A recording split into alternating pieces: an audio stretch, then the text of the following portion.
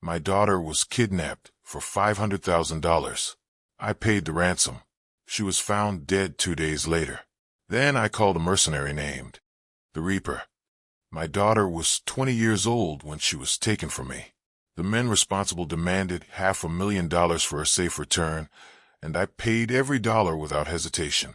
48 hours later, detectives stood at my front door and told me they had found her body beside a creek several miles outside the city.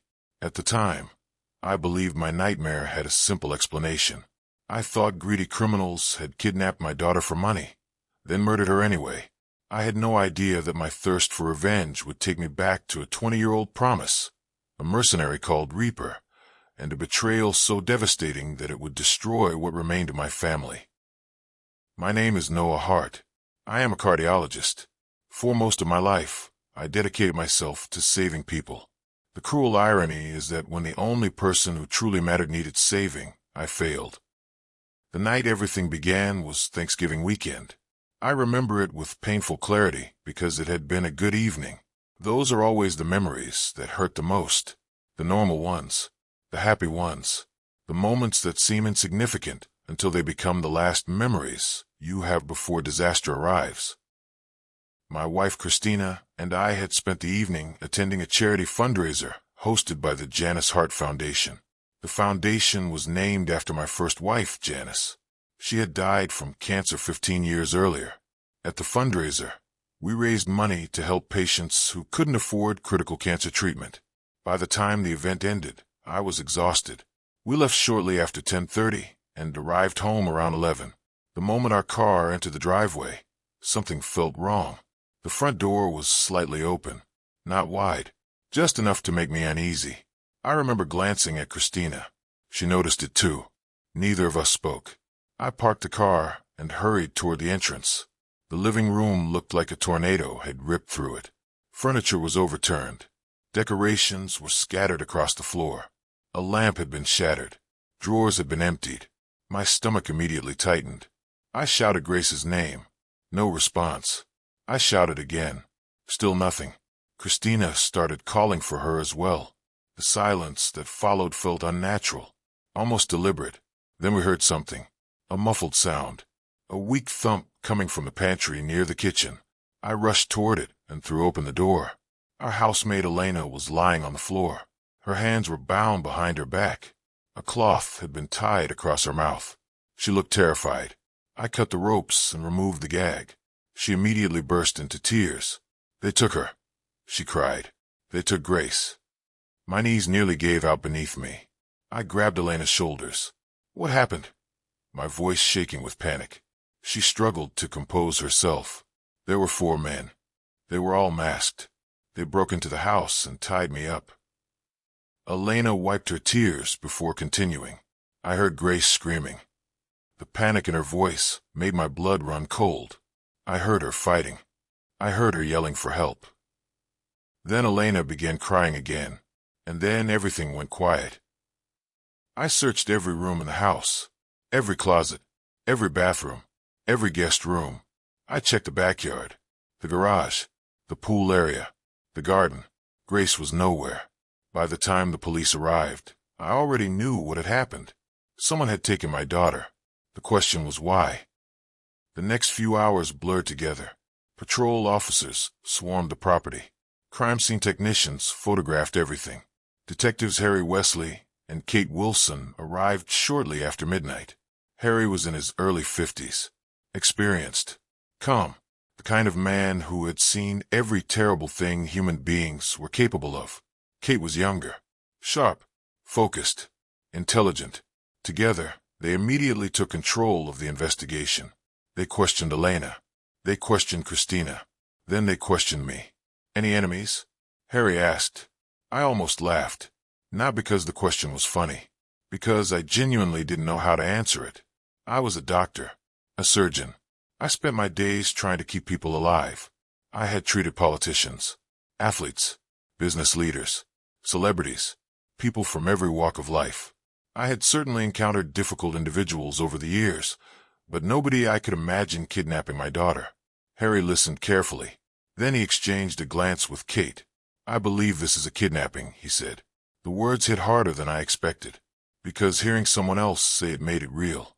Harry continued, "And if that's the case, a ransom demand will likely come soon." He instructed his team to monitor every phone connected to the house. Mobile phones, landlines, everything. Then they checked our security cameras. I stood beside Detective Harry as the footage played. A dark van appeared at the front gate. No license plate. For masked men exited the vehicle. Just like Elena had mentioned, they moved quickly, purposefully. Within minutes they reappeared, dragging Grace between them. She was fighting, kicking, trying to break free. I felt physically sick watching it. Then they forced her into the van. The vehicle reversed, turned, and disappeared. The footage ended. I watched it again, and again, and again. Every time hoping something would change. Every time hoping I would somehow see a detail I had missed. Nothing changed. Grace was gone. Around 2 in the morning, I called my younger brother Isaac. Isaac had always been more than just my brother. He was my attorney, my advisor, my only closest living relative. When he arrived, he looked genuinely shocked. I explained everything. Then I gave him a simple instruction. If they ask for money, get it ready. He nodded immediately. Whatever it takes. At the time, those words brought me comfort. Looking back now, they make me sick. 12 hours later, at exactly 11 in the morning, the first call arrived. Every person in the house froze. Harry answered first, then immediately transferred it to me. My hand was shaking so badly, I nearly dropped the phone. I pressed it against my ear. "Please," I said, "let me speak to my daughter." Instead of a voice, an automated recording answered. A cold artificial voice. Genderless. Emotionless. "We have your daughter." The room went silent. Every detective leaned forward. Every technician watched their screens. The voice continued. "Prepare $500,000 in non-sequential bills." I swallowed hard. "I'll pay. Please, let me hear her voice." The recording ignored me. "The money must be ready within 24 hours. "Wait," I said desperately. "I need proof she's alive." The line disconnected. Just like that. Harry looked toward the technicians. They shook their heads. No trace. Nothing. It was as though the call had never existed. The next 24 hours felt like a lifetime. I didn't sleep. I barely ate. Every time my phone vibrated, my heart stopped. I kept imagining Grace alone somewhere. Cold. Scared. Wondering why I hadn't rescued her yet. By the following morning, Isaac had secured the money. $500,000. Enough cash to fill a large duffel bag. I remember staring at it, thinking how absurd it was that a human life could be reduced to stacks of paper, especially the life of someone you loved. That evening everyone gathered inside the house. Detectives, officers, technicians, Christina, Isaac, and me, waiting. The call finally arrived just after 7. The same artificial voice. The same emotionless tone. "You have 15 minutes. The room immediately came alive. People started writing notes, tracking signals, recording data. The voice continued. "Go to Rivergate Mall. Children's arcade section. Leave the money behind the third video game machine from the entrance. If police interfere, your daughter will suffer." I tried to speak. "I just want to know she's alive." The recording ignored me again. "Once payment is verified, your daughter will be released." Then the line disconnected.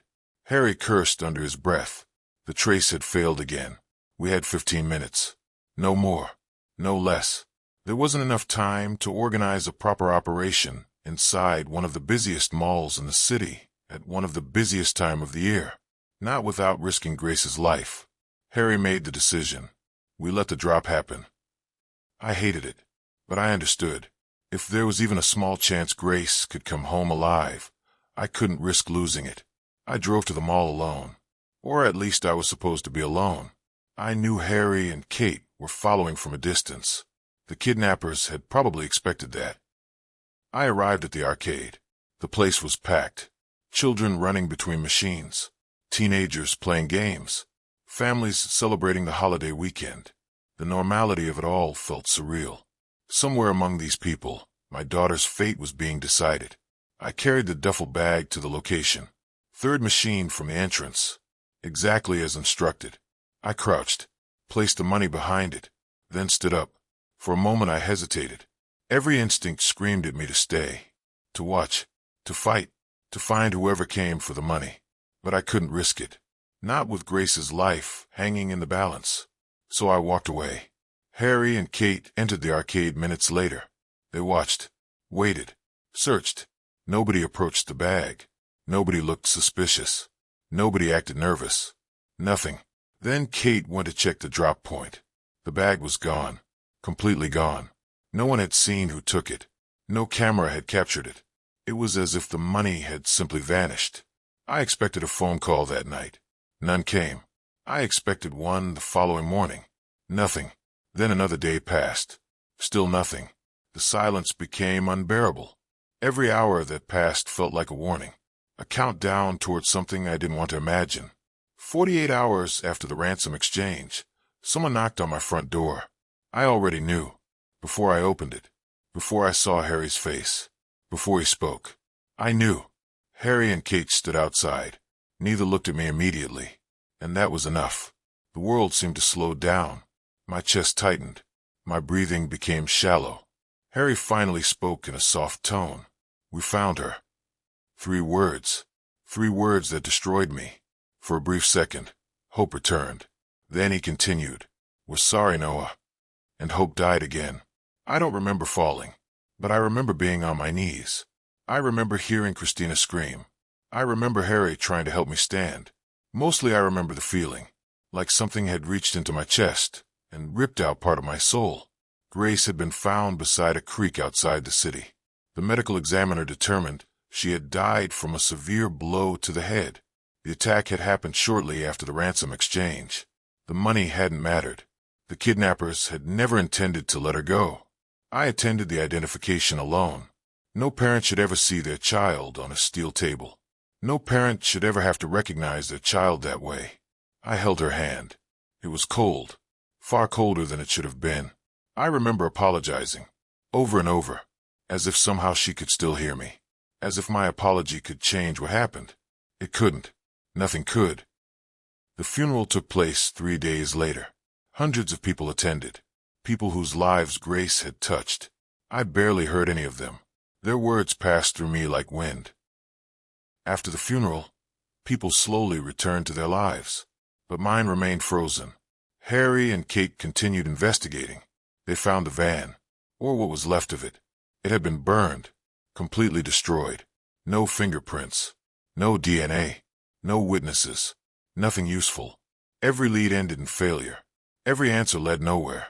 Days became weeks. The house grew quieter, emptier. I spent most of my time alone in my office, looking at old photographs, watching old videos, listening to voice messages I could no longer bear to hear. One evening I found myself staring at a picture of Janice holding baby Grace in her arms. The photo had been taken just weeks after Grace was born. They were both smiling, happy and safe. I picked up the frame, and finally broke. All the grief, all the anger, all the guilt, everything exploded at once. I threw a paperweight across the room. Glass shattered against the wall. I buried my face in my hands and cried harder than I had since the funeral. When the tears finally stopped, I opened my desk drawer to put the photograph away. Something slid forward. A small wooden box. Handmade. Simple. Worn by time. For a moment I simply stared at it. Then a memory surfaced. A memory from 20 years earlier. A memory I hadn't thought about in years. And with it came the name of a man I had hoped never to need. Xander Kane. A man who was known in the underworld as the Reaper. 20 years earlier, I had been working with the humanitarian medical team in Sudan. Those months felt like another lifetime now. Back then, I spent my days treating civilians caught between conflicts they never asked to be part of. Gunshot wounds, infections, malnutrition, shrapnel injuries. You learned very quickly not to ask too many questions. In places like that, knowing less was often safer. One night, when I was alone in my tent, a man stumbled in, breathing hard, barely alive. I still remember the amount of blood. His shirt was soaked with it. For gunshot wounds. One through the shoulder. One through his side. Two more that should have killed him. The fact he had managed to walk at all seemed impossible. But I upheld my oath. And by the end, I wasn't sure whether I had saved him or merely delayed his death. When I checked on him the following morning, he was gone. The bed was empty.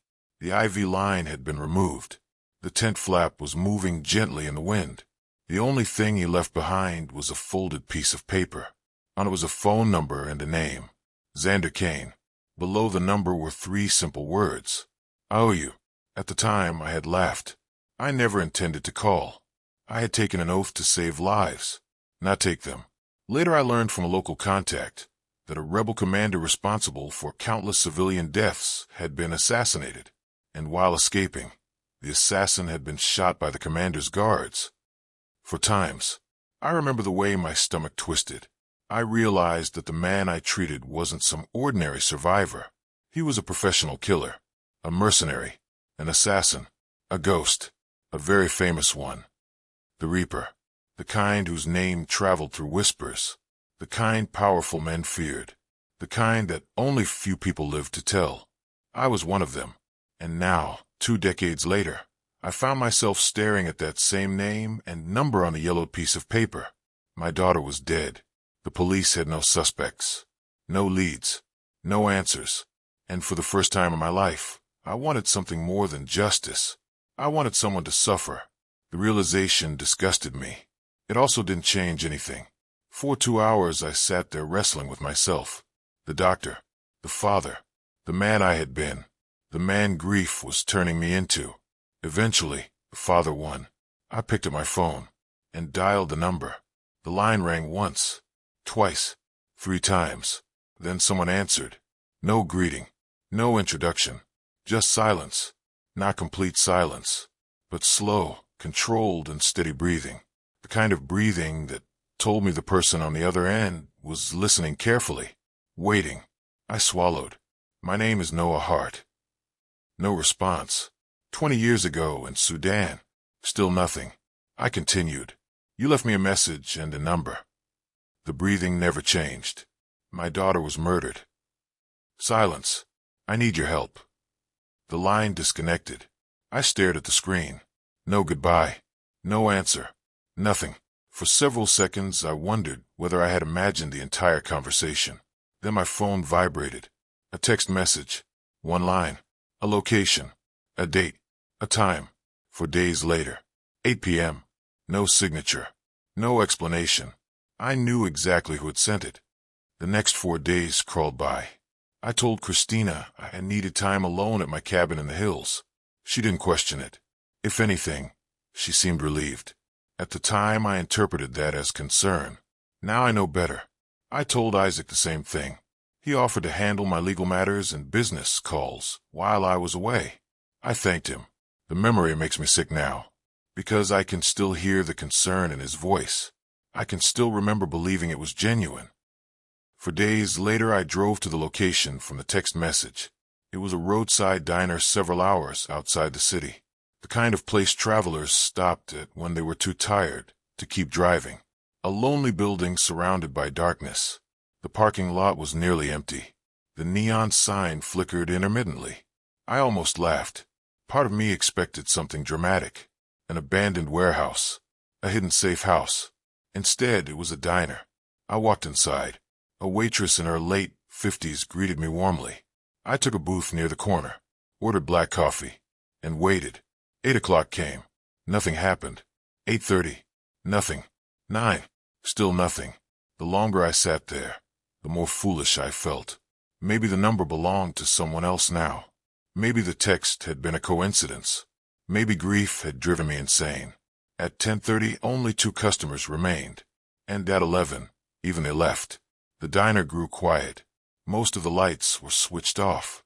Only the counter remained illuminated, where the waitress was wiping glasses behind it. I finally stood, ready to leave, ready to accept that I had made a mistake. I was about to grab the door handle when the waitress called out, "Leaving already, doctor?" I stopped. The question immediately felt wrong. I had never told her my profession. Slowly I turned around. She was wiping a glass behind the counter. Calm, unbothered. She wasn't looking at me. You came all this way, she said, continuing to wipe the glasses. Seems a shame to leave without getting what you wanted. A chill ran through me. What do you mean? Instead of answering, she looked up at me and nodded toward the far side of the diner, the darkest corner. For a moment I couldn't see anything. Then headlights from a passing truck briefly illuminated the room. A silhouette appeared, motionless, watching. The light vanished. The figure remained. My pulse accelerated. I walked slowly between the tables. The closer I got, the more details emerged. Broad shoulders, scarred hands, a posture completely devoid of tension, like a predator conserving energy. Another set of headlights passed. For a fraction of a second, his face became visible, and I recognized him immediately. 20 years had added gray to his hair, more scars to his skin, but the eyes were unchanged. Cold, dark, emotionless, dead almost. The eyes of a man who had seen things most people couldn't imagine. When I looked back toward the counter, the waitress was gone. I hadn't heard her leave. I hadn't seen her move. She had simply disappeared. I sat opposite the stranger. Neither of us spoke for several seconds. Finally, I broke the silence. Xander Kane. His expression never changed. How can I help you, doctor? The voice was low, rough, as though it hadn't been used much.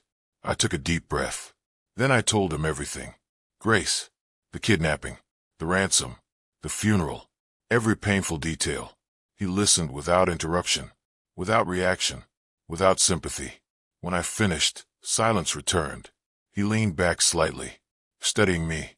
Then he asked a single question. What do you expect from me? I pulled the note from my pocket and placed it on the table. Honor the dead, I replied. His gaze moved from the note to me. I want the people responsible to pay for what they did, I continued. For the first time, Xander's expression changed. Not much, just enough. The faintest sign of acknowledgement. Then he spoke. Keep in mind, doctor, once I begin, there's no undoing it. I said nothing. You'll have to live with whatever follows. I thought about that carefully. Then I answered. I already am. Xander held my gaze for several seconds. Finally, he nodded. Send me everything. Police reports, case files, photographs, anything you have. I agreed. Then I stood. As I reached the door, I looked back one final time. Xander was still sitting there, half hidden in darkness, watching, waiting, like he'd never moved at all. Something told me that somewhere, someone had just run out of time. I returned home the following afternoon. For the first time since Grace's funeral, I felt something other than grief. Purpose. It wasn't hope. Hope implied that something good might still happen. There was nothing good left to salvage. What I felt was certainty. Someone had taken my daughter from me. And now, a man known as Reaper was hunting for them. The following week passed in complete silence. No messages, no phone calls, no updates, nothing. Part of me wondered whether Xander had simply disappeared again. Perhaps he had decided my request wasn't worth the trouble and had changed his mind. Then I would remember the look in his eyes. Men like Xander didn't just disappear. They chose when they were seen, and when they weren't. Life inside the house settled into an uncomfortable routine. Christina remained attentive. She constantly asked whether I was eating enough, sleeping enough, taking care of myself. I appreciated the concern. At least I thought I did. Most evenings I sat alone in my office while she stayed downstairs watching television. The distance between us had grown since Grace's death, not because either of us wanted it. Grief simply has a way of isolating people, even those suffering together. Meanwhile, Harry and Kate continued visiting periodically. Each update sounded exactly like the one before. No new leads, no witnesses, no suspects, no progress. Eventually, even they seemed frustrated. One evening, Harry sat across from me in my office. A half-finished cup of coffee rested between us. I know this isn't what you want to hear, he said, but these people knew exactly what they were doing. I stared at Grace's photograph on my desk. What does that mean? I asked. It means this wasn't random. That got my attention. I looked at him. Harry continued. The van was stolen. The phones were untraceable. The ransom instructions were carefully planned. The money disappeared in a crowded mall without anyone noticing. He leaned back. Whoever organized this wasn't some impulsive criminal. Somebody planned it. Someone who knew you very well. That statement lingered in my mind long after he left, because deep down, I already knew he was right. The kidnapping had been too clean, too organized, too efficient. At the time, I assumed that meant professionals. I couldn't have been more wrong. 3 nights later, shortly after midnight, as I sat in my office, the lights suddenly went out. The room plunged into darkness. I frowned. Power outages weren't exactly uncommon near the property. Still, something felt off. I stood slowly, then froze. Someone was standing near the doorway. A shadow, motionless, watching me. For one terrifying second, I thought the kidnappers had returned. Then the garden lights outside illuminated the figure. Xander. My pulse gradually slowed. I hadn't heard a door open, hadn't heard footsteps, hadn't heard anything. The man seemed capable of appearing from thin air.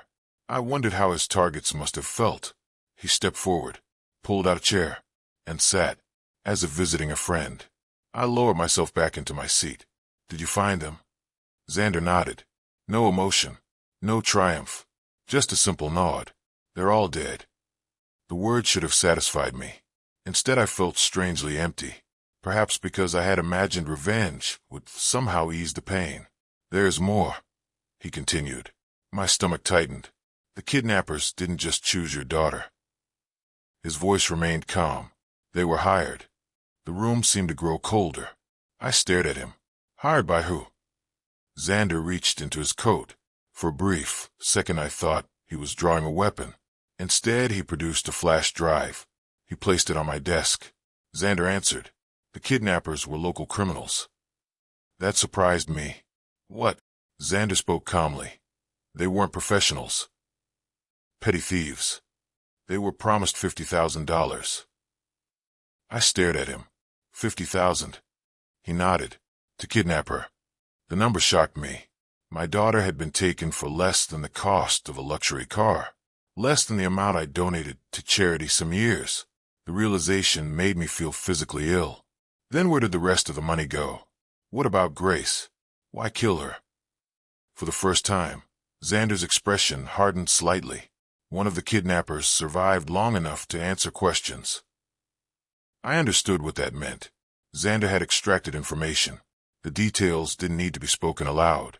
The kidnapper said your daughter recognized the man who hired them when he came to collect the money. My chest tightened. Xander continued. She recognized him before he realized she was awake. The room became silent. I already knew the rest. Still, hearing it felt like swallowing broken glass. He panicked, Xander said, and he killed her. For several seconds I couldn't breathe. Xander pushed the flash drive toward me. Watch it. My hands felt strangely numb as I plugged the drive into my computer. A video file appeared. The recording quality was poor. The footage shook occasionally. Clearly recorded secretly. Probably from a phone hidden somewhere nearby. The video showed the interior of a bar. A table near the back. Several men sitting together. One of them I immediately recognized. My heart stopped. Isaac, my brother. I leaned closer to the screen, praying I was mistaken, praying it was someone who merely looked like him. It wasn't. The lighting changed. His face became clearer. There was no doubt. Isaac was sitting across from one of the kidnappers. Money exchanged hands. The men spoke for several minutes. No audio, only video. But I didn't need sound. I saw Isaac hand over a photo of Grace to one of the men. No, the word escaped before I could stop it. Xander remained silent. I continued watching. Then something else caught my eye. A reflection, barely visible in a mirror behind the bar. A woman standing near the counter, pretending not to listen, pretending not to watch. My breath caught in my throat. The reflection shifted slightly, just enough for me to recognize her. Christina, my wife. The room began spinning. I gripped the edge of the desk, certain I was about to collapse. No, This time the word came out louder, more desperate, because one betrayal was horrifying, two felt impossible. I replayed the footage again. Each viewing made the truth harder to deny. Isaac was there. Christina was there. Neither appearance could be explained away. Neither appearance could be dismissed as coincidence. Tears blurred my vision. I looked up at Xander. My brother? My wife? Why? He said nothing. He simply watched, allowing me to reach the conclusion myself. Eventually, I buried my face in my hands. For several minutes, I couldn't speak. The pain felt different from losing Grace. Not greater. Nothing could be greater than that. Just different. A deeper wound. Because the people responsible weren't strangers. They were family. The people I trusted most. The people I allowed into my home. Into my life. Into Grace's life. I imagined Grace sitting frightened and restrained somewhere. Then seeing her uncle. A man she trusted. A man she had known her entire life. I imagined the confusion she must have felt. The betrayal. The fear. Then I imagined what came next. And I broke. I don't remember crying. My entire body shaking. Every remaining piece of my world had just collapsed. Because the truth was somehow worse than anything I had imagined. Grace hadn't been murdered by monsters. She had been murdered by family. The following morning, I drove to the police station. The flash drive sat in my coat pocket the entire way. Every red light felt too long. Every mile felt too short. Part of me wanted to turn around. Part of me wanted to pretend I had never seen the recording. Because once I handed it over, there would be no going back. Not that there was any road left to return to. Harry was in his office when I arrived. One look at my face told him something was wrong. He closed the door. What happened? Without a word, I placed a flash drive on his desk. I received this anonymously. Harry frowned and looked at me with what I assumed was suspicion. What's on it? He asked carefully. You should watch it. I answered. I deliberately left out Xander's name. The fewer people who knew about him, the better. Harry inserted the drive into his computer. As the footage played, I watched the color slowly drain from his face. Then Kate entered halfway through. By the time the video ended, neither detective spoke. Harry replayed it. Then again. Then he looked at me. Is that? Harry did not complete his question. I forced myself to answer, trying hard not to break down. Yes. The next words tasted bitter. My brother. And my wife. Neither detective reacted immediately. I could see both of them processing what they had just heard. Silence filled the office. Harry rubbed his face. Then he looked back at the screen. We need warrants. The rest happened quickly. Far quicker than the kidnapping investigation ever had. Because now they had something concrete. Something tangible. A lead. A direction. Within hours, search warrants were approved. Phones records were seized. Bank records were reviewed. Financial transactions were pulled. And like a rotten thread being pulled from a sweater, the entire conspiracy began unraveling. By evening, Harry called me. We got them. I closed my eyes. A strange mixture of relief and nausea washed over me. Where? I asked. Isaac's house. Neither had resisted. Neither had run. Perhaps they believed they could explain everything away. Perhaps they thought they were smarter than everyone else. Or perhaps they simply never expected to be exposed. I didn't care. For the first time since Grace's death, they were exactly where they belonged. Behind bars. Over the next several days, the story exploded across national media. The famous doctor, the murdered daughter, the lawyer brother, the unfaithful wife, the failed ransom plot. Every news outlet wanted a piece of it. I ignored all of them. I had no interest in cameras, no interest in interviews, no interest in public sympathy. The only thing I wanted was the truth, and eventually I got it. Harry arranged for me to review portions of Isaac's statement. The details made me physically ill. The gambling debt was real, far worse than anyone had known. Isaac had lost hundreds of thousands of dollars over several years. Loans, credit lines, private lenders, casino markers. His entire life had become a collapsing house of cards. Then he learned something that changed everything. Grace's inheritance. After Janice died, most of her wealth had been placed into protected funds for Grace. When Grace reached the appropriate age, she would inherit a substantial fortune. Much of it had already been earmarked for charitable projects she planned to support. Isaac saw opportunity. Not family, not his niece. Opportunity. The original plan had been simple. Kidnap Grace. Collect a ransom. Release her. Nobody gets hurt. At least that was what he claimed. I no longer knew whether to believe a single word that came out of his mouth. But according to Christina's statement, she only agreed because she believed the ransom money belonged entirely to me. Once the money was paid, she planned to divorce me and claim a portion of my remaining assets. She never expected Grace to die. At least that was her version. I wasn't interested in either of their excuses. Nothing they said mattered. Nothing they explained could change the outcome. Grace was still dead. One question continued bothering me. How had she recognized Isaac? The answer was painfully simple. His cologne. The same expensive fragrance he had worn for years. According to his confession, Grace couldn't see clearly at first, but she recognized the scent immediately. The moment she spoke his name, everything fell apart. Isaac panicked, a frightened, selfish coward who valued money more than his own family. He silenced the only witness, his niece, my daughter, the girl he once taught how to ride a bicycle, the girl who called him Uncle Isaac, the girl who trusted him.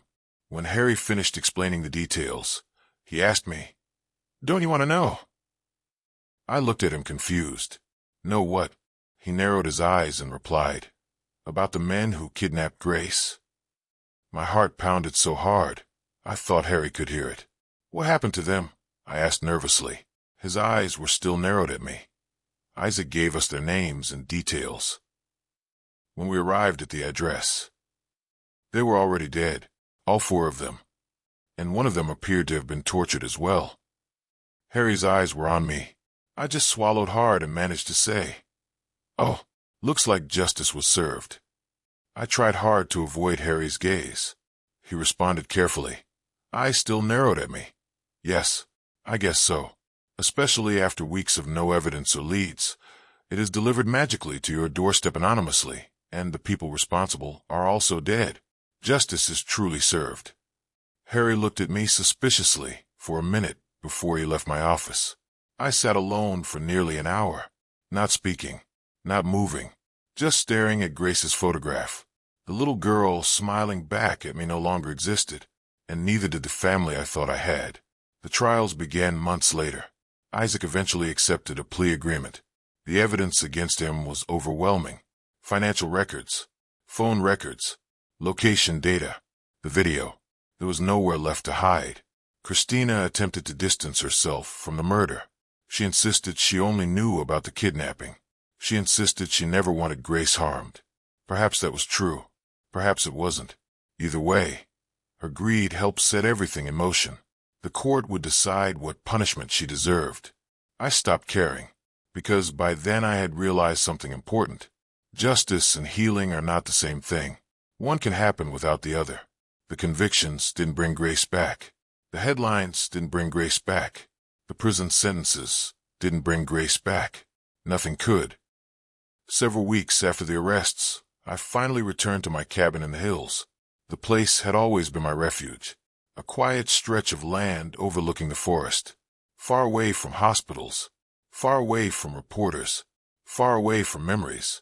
Or so I thought. On my first evening there, I sat on the porch with a glass of whiskey. The air was cold. The trees swayed gently in the darkness. In my hands was the same photograph I had carried for years. Janice. Grace. A moment frozen in time. A moment when everything had still been whole. I traced the edge of the frame with my thumb. Then I looked up toward the stars. I tried. I whispered. The words were meant for both of them. For Janice. For Grace. The wind carried the words away. A few minutes later my phone vibrated. A single message. No number. No name. Just one line. My debt is paid. I stared at the screen. Then I smiled for the first time in months. Not because I was happy.